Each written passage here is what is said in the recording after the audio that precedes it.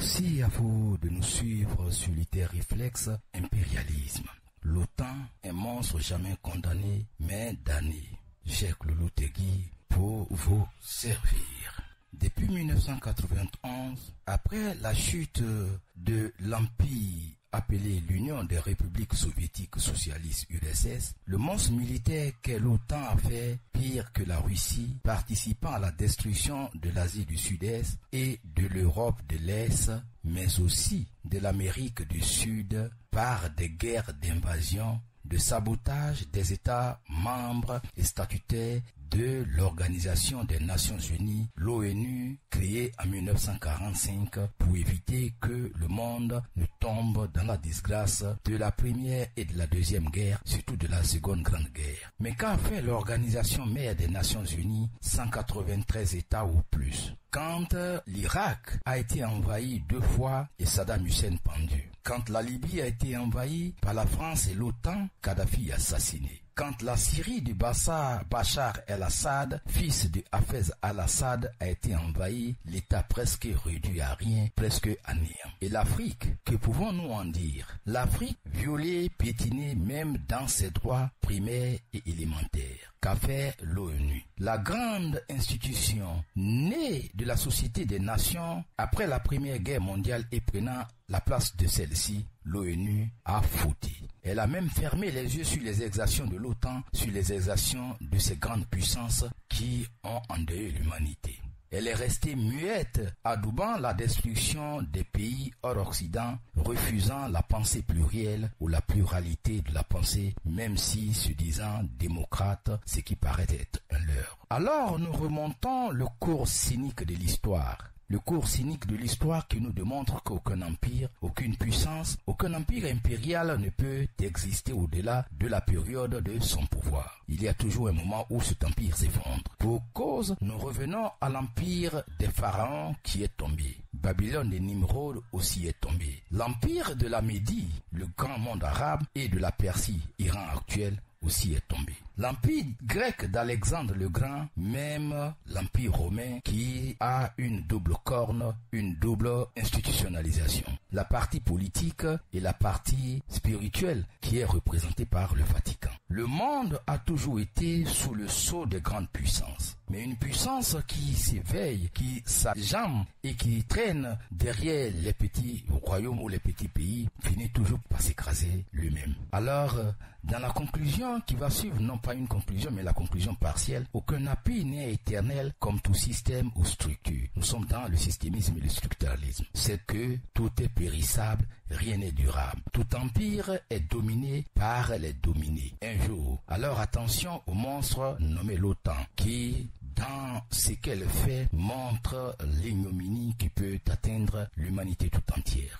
Ce qui nous pousse à remonter un peu plus loin et à revenir à un autre cas. Pourquoi l'Ukraine est-elle tant soutenue par cette même démocratie décadente, cette même Occident qui impose l'impérialisme à l'Asie du Sud-Est, aux Africains, à l'Asie dans sa globalité et qui voudrait alors imposer sa dictature à la Russie issue de l'Union des Républiques Soviétiques Socialistes? Il faut savoir qu'à partir de la Première Guerre mondiale, 1914-1918, à partir de 1917, la Russie allait commencer à montrer du bout du nez. La Russie de Staline, de Lénine, de Trotsky allait sortir du bourbier avec leur possibilité du communisme qui donnait toute justice à tout le peuple. Lorsque le parti communiste russe naît, il faut savoir que nous sommes dans l'Union des Républiques Soviétiques Socialistes, une communauté de 15 États qui allait prendre la destinée d'une partie du monde, de la partie communiste, de la partie des socialistes, jusqu'à ce que l'autre bloc,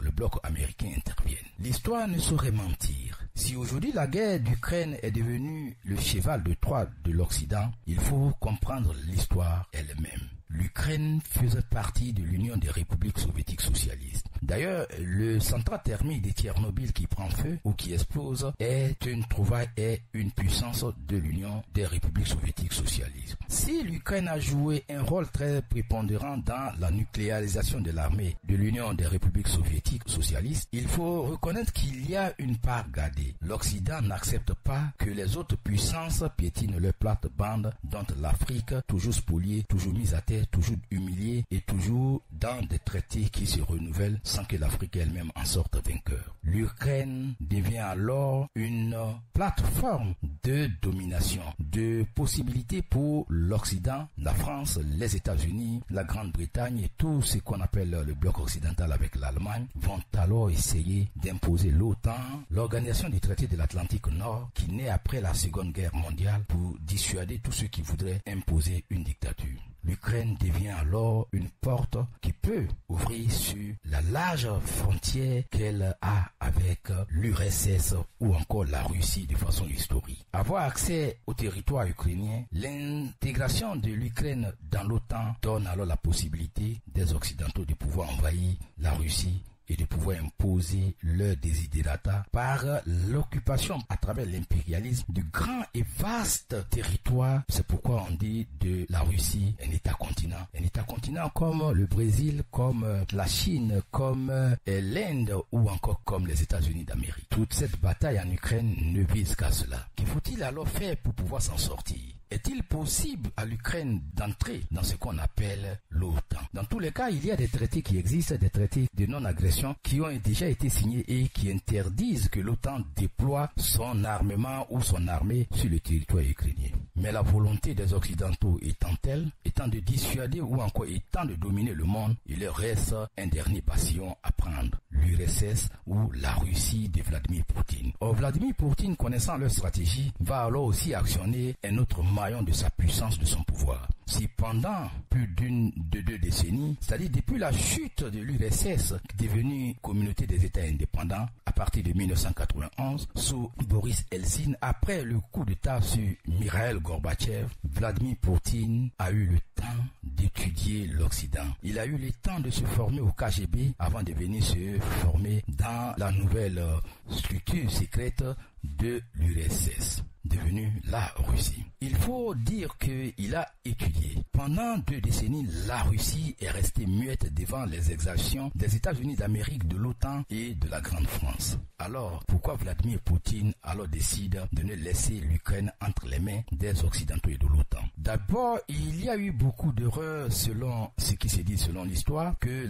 la Libye n'aurait pas dû tomber dans l'escarcelle des dictateurs du monde, des démocrates pseudo que sont les États-Unis et la France. Mais pourquoi alors Vladimir Poutine intervient-il dans la guerre en Syrie? Simplement, trop c'est trop. Et d'ailleurs, c'est la même raison qui le pousse à ne pas laisser l'Ukraine entre les mains des Occidentaux. Si l'Ukraine tombe entre les mains des Occidentaux à travers le traité de l'organisation du traité de l'Atlantique Nord, l'OTAN, la Russie est en danger. Le peuple russe est en danger et c'est l'humanité tout entière qui est en danger. Merci de nous avoir suivis sur cette parcelle de notre émission sur l'OTAN et ses digressions, mais en même temps sur l'origine de la crise en Ukraine. L'Ukraine ayant fait partie intégrale de l'ancienne URSS, l'Union des républiques soviétiques socialistes. Il est donc inconcevable que Poutine laisse ce territoire stratégique qui a une longue frontière avec la Russie tomber entre les mains de la démocratie dictatoriale de l'Occident et de l'OTAN. Merci de nous avoir suivis. C'était l'IT Réflexe pour vous et par Pèlerine du Manisa. À la prochaine pour un autre numéro sur un autre fait de l'histoire, certainement en Afrique, en Amérique du Sud ou même peut-être en Asie. Pourquoi pas dans le centre de l'Asie, dans le cœur de l'Asie. Merci de nous avoir suivis. À bientôt.